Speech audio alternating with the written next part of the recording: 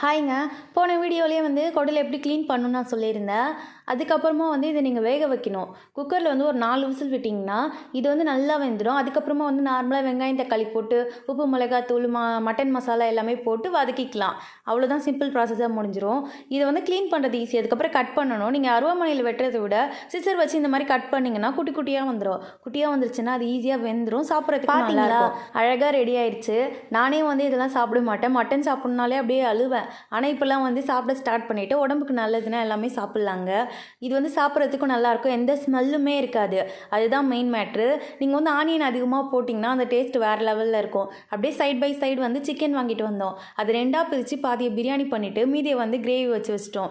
பிரியாணி, ரைத்தா, முட்டைலாம் சாப்பிட்டுட்டு தனியாக குடலை ஸ்நாக்ஸ் மாதிரி சாப்பிட்டு முடிச்சிட்டோம். அதுக்கப்புறம் மிச்சம் எடுத்து வச்சிருந்த சிக்கனை அப்படியே சிக்கன் கிரேவி மாதிரி பண்ணி வச்சாச்சு. நைட்டுக்கு தோசைக்கு இல்லைனா இட்லிக்கு எதுக்காவது ரெடியாக